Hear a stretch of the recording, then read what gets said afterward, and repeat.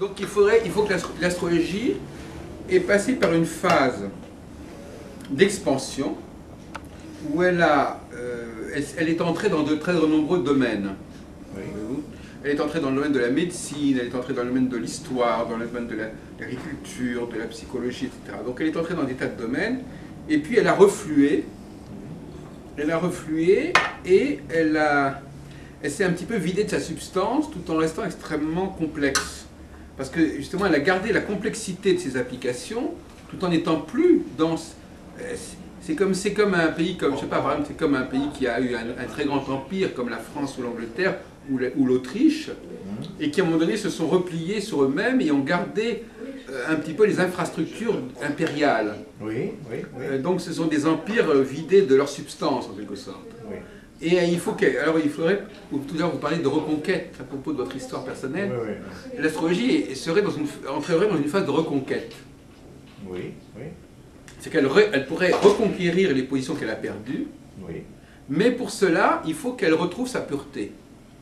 C'est-à-dire qu'il faut qu'elle se dégage, qu'elle évacue ce qu'elle a déjà fait pour pouvoir retrouver la dynamique première qui lui permettra de reconquérir. Oui, oui. Donc c'est intéressant parce que votre conversation tout à l'heure sur la reconquête chrétienne en quelque sorte, Oui, oui, oui. On peut la transposer au niveau de la reconquête de l'astrologie.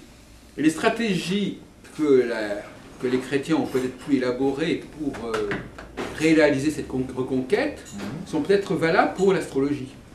C'est-à-dire qu'il faut qu'elle fasse un travail de purification, d'élagage, qu'elle assume son histoire, mais tout en retrouvant sa virginité, en quelque sorte, pour qu'elle puisse redémarrer un nouveau cycle d'expansion. Donc au fond, vous estimeriez qu'une sorte de fondamentalisme astrologique serait nécessaire, un peu comme il y a des fondamentalismes religieux, mais alors évidemment, là s'arrête la comparaison parce qu'au niveau des stratégies, au niveau du type de stratégie, ce ne serait pas du tout ça. Ce ne serait pas du tout donc, une attaque guerrière et frontale contre la laïcité, comme le font les islamistes ou les pentecôtistes américains, par exemple.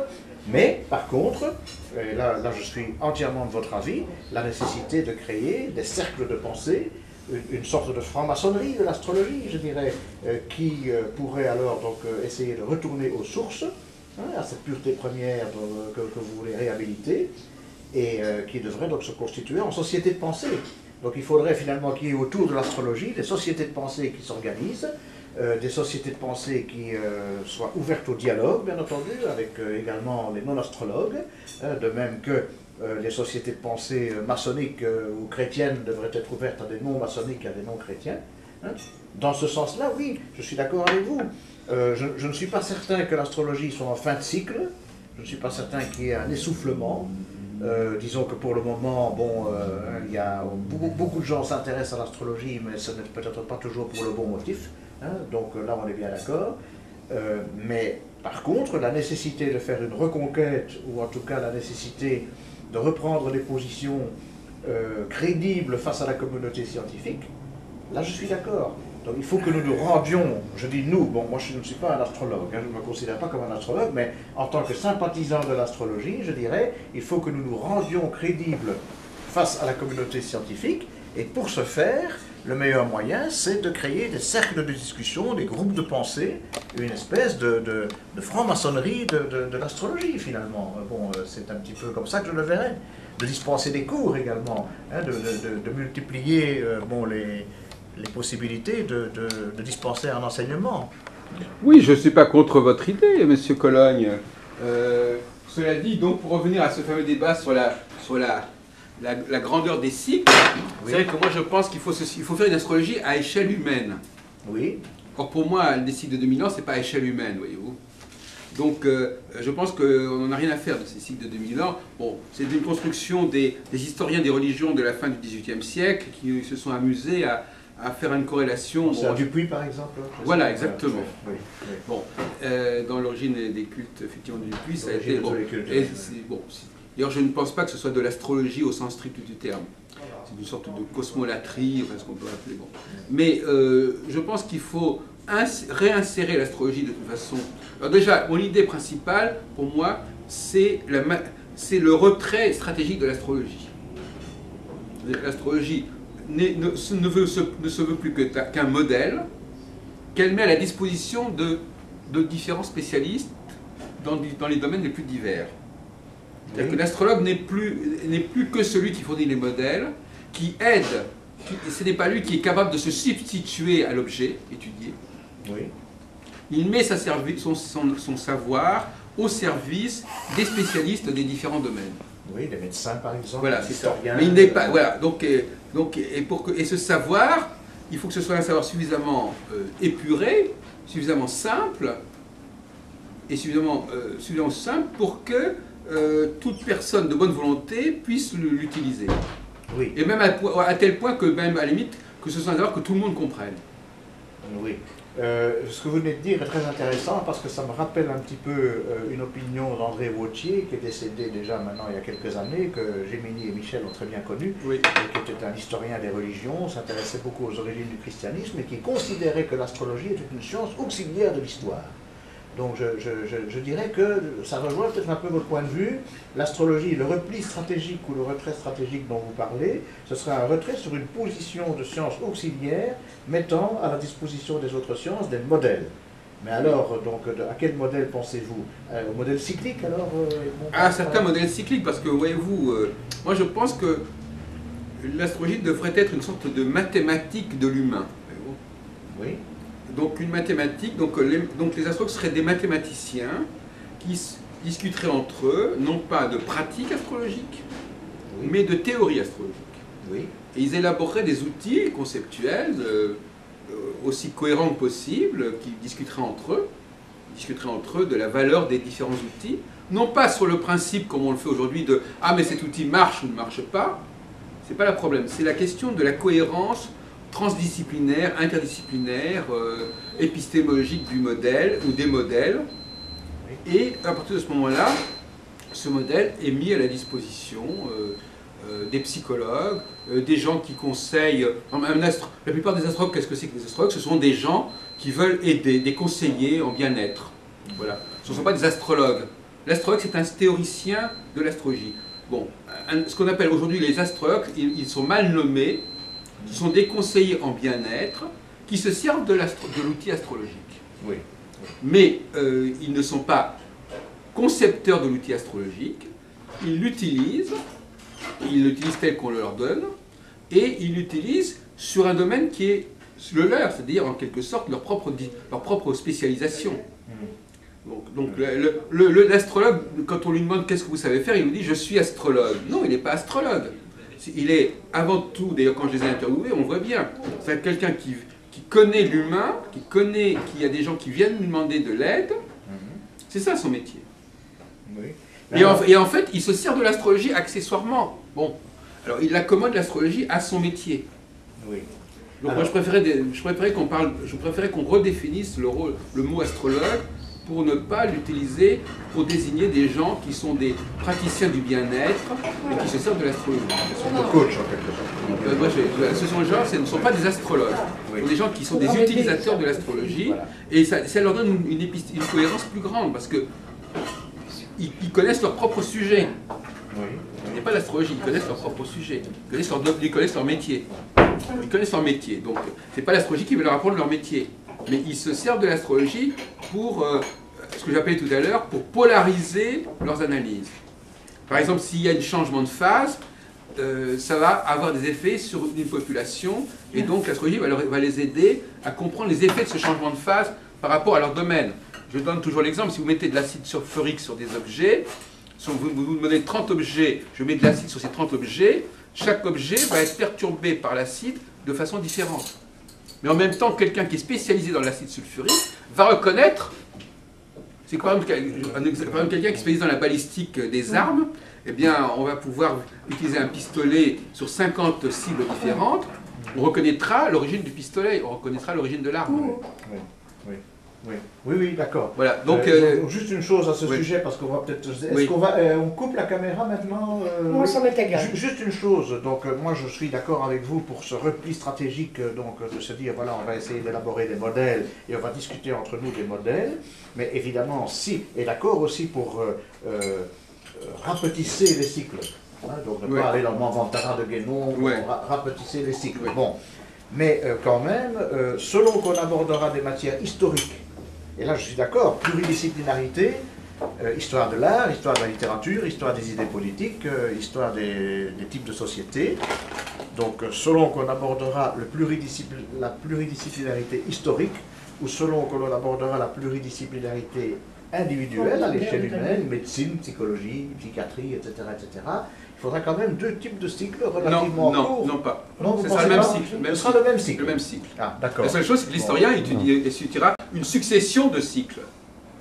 Oui. Mais ça sera le même cycle. Par exemple, si vous dites... Le module sera le même, mais le nombre de modules qu'on utilisera sera plus important. Non, ne coupez pas encore. Donc, par exemple, un cycle Saturne étoile fixe, en Aldébaran par exemple, ou en Tharès, un cycle Saturne étoile fixe sera utilisé une fois, ou deux fois, ou trois fois, parce que le cycle de Saturne, on peut vivre 3 cycles saturniens dans une vie.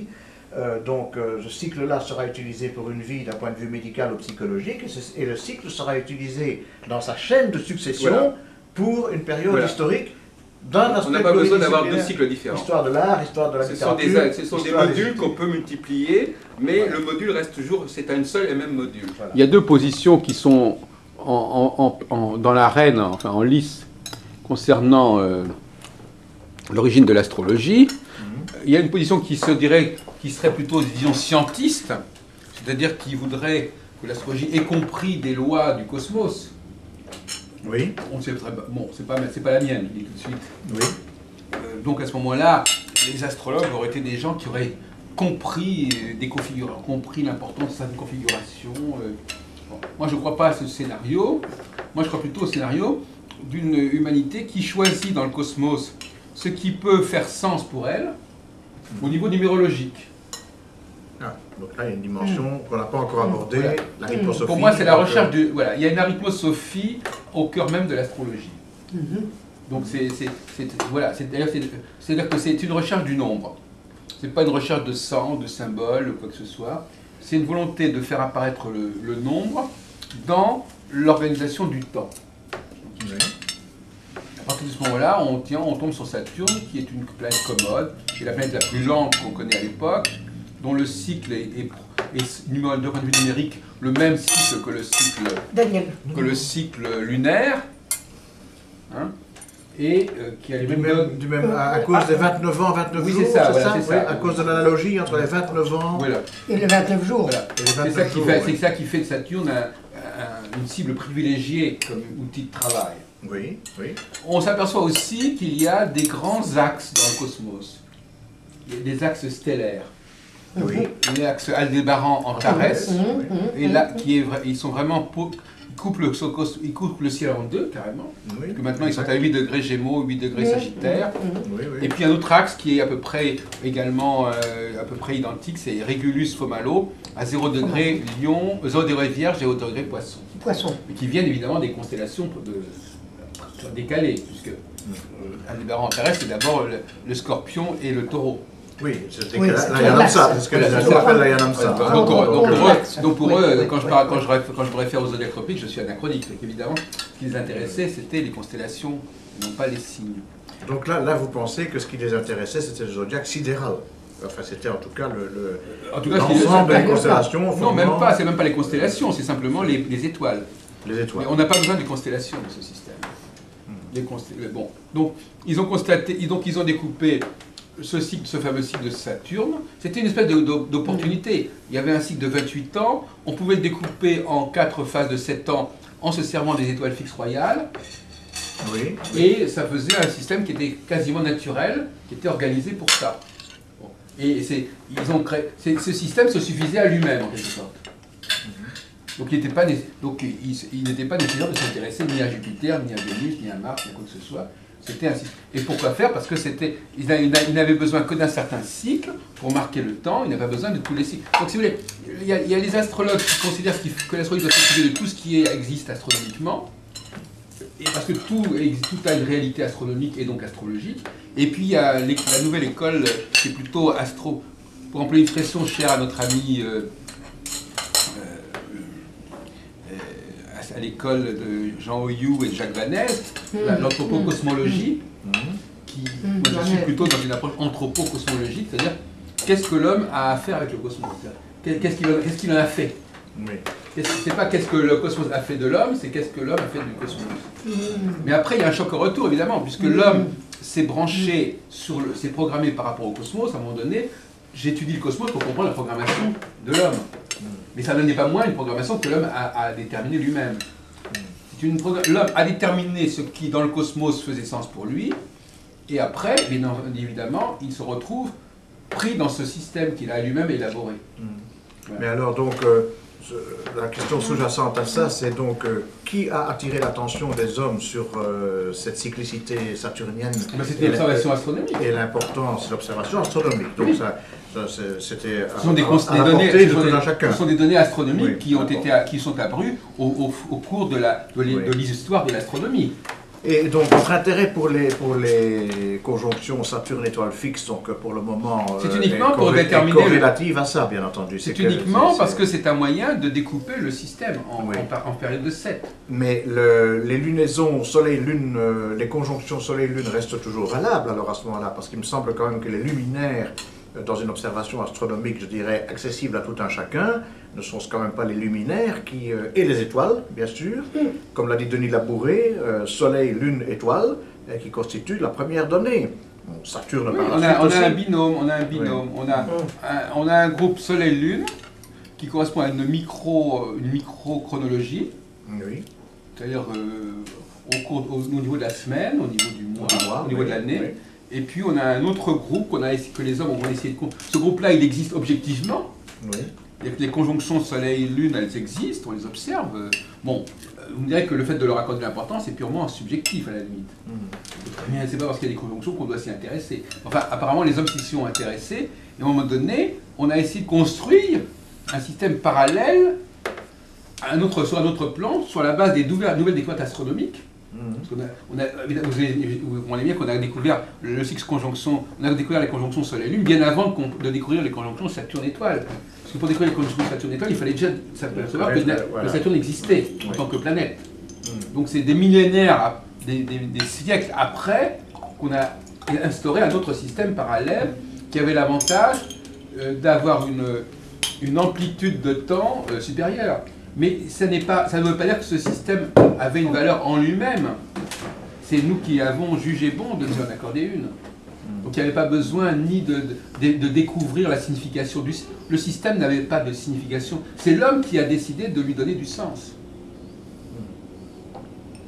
Donc il n'y a pas besoin d'imaginer une humanité capable de décrypter la signification des astres ou quoi que ce soit. Parce qu'en réalité, au départ, Saturne n'est simplement un marqueur de temps et une sorte d'aiguille, d'horloge, chronos. En grec, Saturne, le dieu Saturne s'appelle chronos, donc le temps. Voilà, c'est tout. Donc c'est une conception très mineure. Alors l'avantage, M. Cologne, c'est que ça donne des calories, ça donne des phases de 3 ans et demi, en quelque sorte. Parce que, comment arrivez-vous à ces 3 ans et demi là? Parce que 3 ans et demi, c'est la moitié de 7 ans. Chaque cycle de 7 ans comporte une phase diurne et une phase nocturne, si vous voulez, en quelque sorte. Tout cycle peut être divisé, tout cycle pour aller d'un point A à un point B passe par une phase. Alors, ce qui est intéressant, c'est qu'il y a un moment, la conjonction, il y a le midi et le minuit, si vous voulez. Il y a le moment de la conjonction, où la planète est conjointe avec l'étoile, et puis quand elle s'éloigne de l'étoile, on est dans ce qu'on appelle la disjonction. Oui, qui mène à l'opposition. Non, parce qu'on est... Comme on est un système, il faut connaître le système allemand, comme on est dans un système à 90 degrés, non pas 360. Puisqu'on divise le cycle de Saturne en 4 périodes de 90 degrés. Ah oui, d'accord. Donc vous prenez comme cycle de base une quadrature, quoi, finalement. Donc l'opposition, c'est 45 degrés. C'est le quart de 45 degrés. Qui est le semi-carré. Le semi-carré et l'opposition. Le semi-carré et l'opposition dans ce système. Le semi-carré et l'opposition, oui, évidemment. C'est toute une terminologie nouvelle à ce moment-là qu'il faut assimiler. Bon, donc moi, évidemment, vous m'avez posé une question dont on s'est un petit peu éloigné. Moi, j'ai toujours effectivement fonctionné dans l'hypothèse, je dis bien l'hypothèse, parce que je crois que ce qui nous ce qui nous fait nous rejoindre, c'est que nous sommes des penseurs libres, hein, c'est-à-dire que nous émettons des hypothèses, nous essayons de voir un petit peu dans la réalité ce qui les conforte et ce qui les invalide, hein, et il faut pouvoir reconnaître au cours d'une recherche l'invalidité d'une hypothèse, mais donc la mienne est peut-être totalement invalide, mais j'aurais quand même plutôt pensé, me semble-t-il, me différenciant avec vous, j'aurais quand même plutôt pensé, moi donc, à d'abord une aristocratie de l'esprit aux origines de l'humanité qui aurait été capable de déchiffrer le ciel dans toute sa complexité. Ah oui. Aristocratie de l'esprit, aristocratie de savants prêtres, hein, donc qui étaient à la fois des prêtres dans la mesure où il s'agissait de l'antique religion préalable à toutes les autres religions, hein, qui ne sont finalement que des dérives de cette antique religion, des produits dérivés de cette cosmologie. Donc j'aurais plutôt cru donc, à l'existence de cette caste, si l'on peut dire, entre guillemets, sans aucun préjugé d'ordre social. Hein. Attention, il ne s'agit pas de dire que ce sont des êtres supérieurs qui ont le droit d'écraser les autres parce qu'ils connaissaient ces choses-là. Bon, donc hypothèse celle-là. Pourquoi? Parce que au plus on remonte dans le temps, par exemple, au plus on a des langues complexes. On ne peut pas nier que le latin soit plus complexe que le français, que le grec soit plus complexe que le latin, et que le sanskrit, l'hébreu et l'arabe soient plus complexes que le grec. Bon, donc ça signifie qu'au plus on remonte dans le temps, au plus on remonte vers une humanité traditionnelle, donc de l'humanité moderne à une humanité traditionnelle. On sent l'influence de Guénon et d'Evola, bien entendu, dans ce que je vous dis là. On arrive donc à une complexité que seules des intelligences surdouées peuvent maîtriser. Hein. Bon, ça c'est une première chose. Et alors, à partir de là, ces intelligences surdouées ont disparu, bien entendu, n'ont pas laissé de traces. Hein. Cet âge d'or n'a pas laissé de traces. Et nous sommes obligés aujourd'hui de fonctionner avec les résidus de cet âge d'or. Donc l'astrologie sur laquelle nous travaillons aujourd'hui, c'est une astrologie résiduelle, hein, mais qui peut quand même encore revendiquer un certain statut explicatif, je dirais, dans un monde où on a un petit peu trop tendance à considérer l'homme comme indéterminé, comme inconditionné, c'est-à-dire à accorder à l'homme d'abord une dépendance totale par rapport au cosmos. Donc l'homme se trouve coupé du cosmos, alors qu'en réalité le cosmos peut très bien nous environner de toute une ambiance dans laquelle nous évoluons la plupart du temps sans savoir. Mais donc je dirais que ma position, elle n'est quand même pas tellement volontariste, je dirais. Hein. Je pense que l'homme ne fait pas ce qu'il veut, il fait ce qu'il peut en fonction justement de ses conditionnements, de ses déterminismes, et il n'a aujourd'hui que son humble raison, son humble rationalité pour essayer de comprendre ce qui autrefois était accessible à des surhommes. Pas dans le sens nietzschéen, hein, attention, pas dans le sens nietzschéen, mais disons à des savants prêtres qui disposaient peut-être de moyens intellectuels plus développés. Oui. Bon, ça c'est une hypothèse, bien sûr. Hein.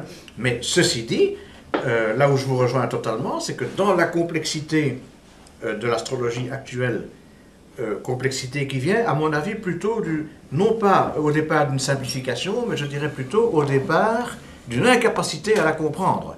Donc ça devient complexe parce que justement nous n'avons plus les facultés intellectuelles nécessaires pour la comprendre. Est-ce que je me fais bien comprendre là? Donc ça va? Écoutez, on est toujours en ligne? Vous êtes toujours en ligne. On est toujours en ligne là. Oui. Bon. Donc nous avons l'impression que nous sommes devant une matière complexe parce que nous n'avons plus les facultés intellectuelles pour la comprendre. Donc ce n'est pas du tout une matière qui est devenue complexe en étant simple au départ. Ça c'est plutôt mon point de vue. Maintenant, là où je vous rejoins totalement, c'est qu'il faut la simplifier. Hein. Il faut essayer de la simplifier quelque peu pour pouvoir lui faire retrouver ses lettres de noblesse. Il faut élire, je dirais, un certain nombre de pistes de réflexion prioritaires.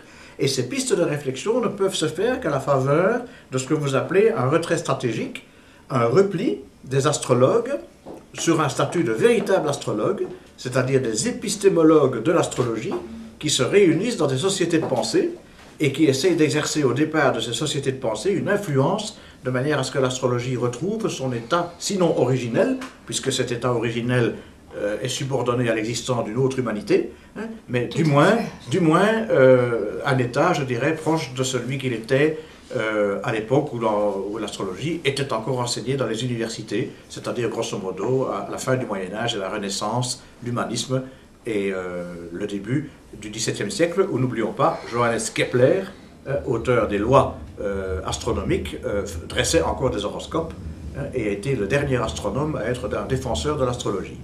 Voilà, disons en gros, avant que Colbert, juste avant que Colbert, Kepler est mort en 1630, Kepler est décédé en 1630, et en 1666, l'astrologie était boutée hors de l'université.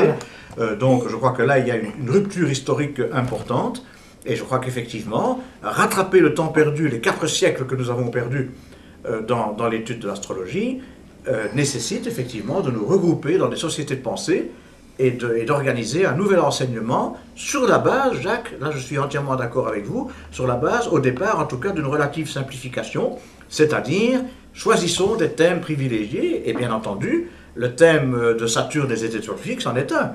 Le thème des conjonctions Saturne-étoiles fixes en est un parmi d'autres. Hein. Bon, donc vous voyez qu'au départ de 2 positions très différentes, donc sur l'origine de l'astrologie, nous arrivons quand même à nous entendre sur l'objectif, je dirais, à atteindre aujourd'hui, ce qui est quand même le plus important. Ce qui compte, c'est que faire, comme disait Lénine. La réhabiliter quand même un peu et lui redonner une vertu qu'elle a perdue parce qu'elle était galvaudée, c'est une évidence. C'est une certitude, étant donné qu'elle a été vulgarisée à tout va, à tous les vents. Et bien sûr, ça n'a pas arrangé, je vais dire... sa crédibilité. Sa crédibilité. Il faut qu'elle redore son blason un peu. Et il ne faut pas non plus... Moi, ce qui m'embête un peu, quelque part, ça me tracasse en ce sens que je trouve quand même qu'il ne faut pas mettre trop l'homme comme quoi il est... c'est lui qui a créé ceci et cela. Je pense plutôt qu'il a réussi à faire une corrélation entre tel et tel événement, telle et telle chose, et qu'ils ont consigné tout ça sur un laps de temps très long. Bien sûr, ils ont affiné de plus en plus leurs observations, leur façon de voir les choses qui se reproduisaient à certaines périodes, à certains moments, en observant le ciel. Ils étaient beaucoup plus proches de la nature que nous. Nous, ici, nous sommes quand même, je vais dire, complètement falsifiés. Nous ne sommes plus suffisamment proches de cette nature. Alors qu'eux l'étaient davantage, ils étaient beaucoup plus proches des symboles, ils y accordaient une certaine importance, bien sûr, pour le menu fretin, comme l'on dit, mais les prêtres, les gens qui ne faisaient que ça, qui n'avaient que cette préoccupation, et qui étaient imprégnés de toute cette nature, et qui étaient vraiment complètement immergés dedans, on ne peut pas les comparer aux scientifiques d'aujourd'hui. Parce que c'est beaucoup trop matérialiste maintenant, c'est beaucoup trop influencé par un tas d'autres choses, par un tas je vais dire, de courants de pensée qui les perturbent. Là, ils n'étaient pas perturbés, ils pouvaient se concentrer complètement. Je pense que là, on est occupé à faire quelque chose qui est un peu difficilement comparable. Oui. En ce donc, sens que... je crois que si j'ai bien compris la pensée de Gemini, il y a donc eu aussi, entre ce supposé âge d'or et le recueil de l'astrologie, oui. la réception de l'astrologie, un archivage. Donc je crois qu'il y a eu un énorme archivage historique, je pense aussi. à partir duquel on a pu alors échafauder des hypothèses voilà, prospectives. Et ça s'est mis en place petit à petit, vraiment toujours avec beaucoup de lenteur, beaucoup de sagesse, beaucoup de réflexion que nous avons perdu. Maintenant, tout doit aller trop vite, tout doit être simplifié, tout doit être scientifiquement prouvé et compagnie. Nous avons perdu un fil d'Ariane, nous avons perdu quelque chose. Donc maintenant, là, il s'agit de faire table rase d'un tas de choses qui nous environnent, d'un environnement qui est néfaste à justement pouvoir se remettre dans ce qui était l'époque. Et ça va être très long, très difficile, très ardu. Et ça, il faut vraiment être ascétique, il faut vraiment être complètement...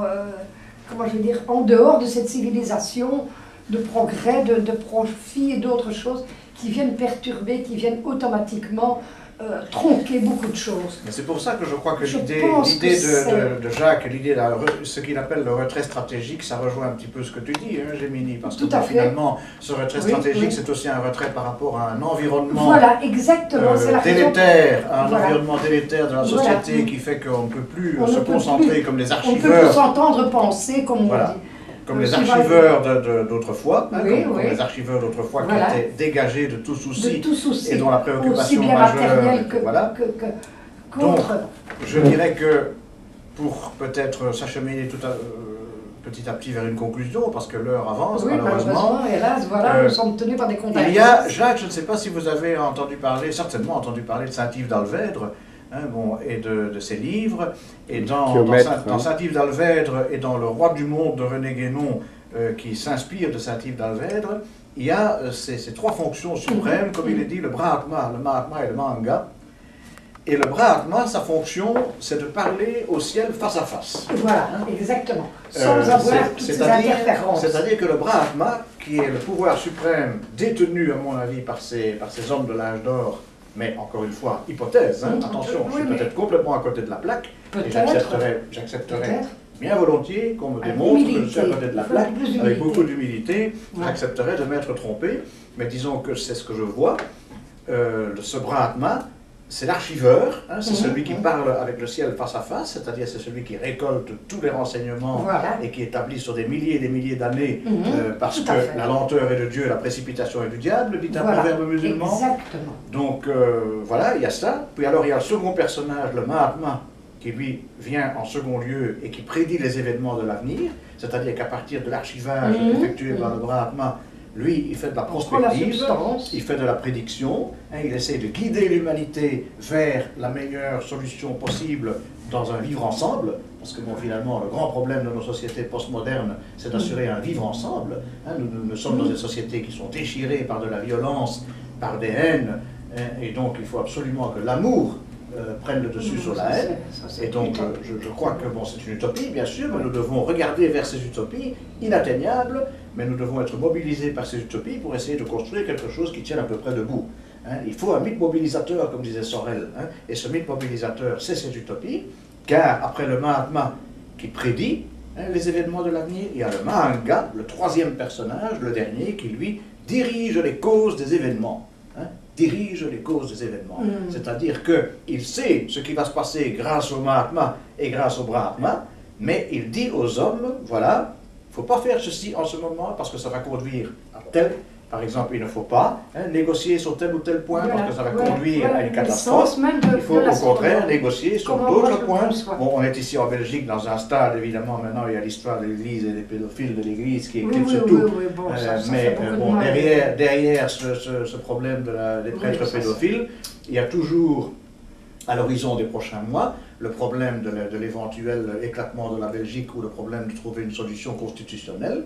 Mais je dirais, à l'échelle de la Belgique, le rôle à ce moment-là, c'est de diriger les causes des événements, c'est-à-dire de dire attention, l'année 2011, Gemini est mieux placé que moi pour le dire, l'année 2011 présente à l'horizon de la Belgique ce qui suppose de dresser les cartes du ciel, bien entendu, pour voir si telle conjonction à l'horizon de la Belgique présente des dangers d'implosion. Et donc, par conséquent, essayons de faire le gros dos pendant ces mauvais transits, pendant ces mauvais passages, et essayons au contraire d'acheminer le résultat de nos négociations vers une phase Jupiter, Vénus, Soleil, par exemple, c'est-à-dire vers une phase pacifique, puisque donc dans les statistiques de Barlow, il y a cette idée que Vénus, Jupiter et le Soleil forment des configurations pacifiques, les armistices par exemple. Mais je m'arrête là. Là maintenant, je t'interromps quelques instants. Au moment où il y a eu les élections en juin, c'était le 11 juin, n'est-ce pas, je pense? 13 juin, oui. 13 juin. C'était très proche d'une nouvelle lune qui était en aspect inharmonique avec Saturne. Et on me pose la question ça, dans l'entourage, bon, que vont donner les élections, Rien qu'avoir vu ça, je dis, oh là là, ça va être très ardu, très dur et très long. Et c'est pas évident qu'on va arriver à un consensus suffisamment bien qui va complaire à toutes les parties. C'est tout ce que j'ai dit parce que je ne peux pas aller plus loin. Si je veux plus loin, je suis subjectif. Et j'essaye, dans le maximum de mes possibilités, d'exclure la subjectivité. Et c'est, comme tu disais tantôt, l'astrologie pour moi c'est un guide, c'est de dire écoutez, essayez d'éviter autant que possible telle ou telle démarche dans telle ou telle configuration, parce que vos chances sont amoindries d'arriver à un résultat convenable. C'est une forme de guide, c'est un éclairage d'un chemin pour une période bien spécifique que les gens viennent chercher. ils viennent pas tellement chercher l'interprétation de leur thème. Parce que dans le fond, quelque part, au départ, quand ils viennent, ils sont en détresse psychologique, ils sont en détresse financière, sentimentale, qu'importe. Affective, qu'importe. Mais donc, ça ne sert à rien de les bassiner avec oui, mais dans votre thème, vous avez ça ne sert à rien. Ça, je peux le faire dans un deuxième stade ou un troisième stade.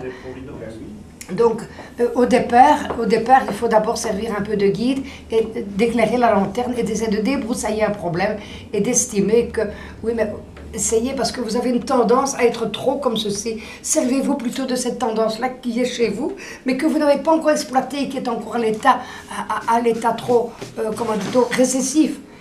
Là, c'est un état qui est beaucoup plus dominant, donc essayez de raboter un peu votre état dominant qui est trop martien ou qui est trop rigide avec Saturne ou qu'importe. Bon, donc pour moi, l'astrologie, c'est pas de dire de prévoir, oh, vous allez rencontrer un grand blond aux yeux verts ou une grande rousse ou une toute petite rousse, toute boulotte, toute mignonne, pulpeuse, ça sourire. Non, ça c'est complètement ridicule.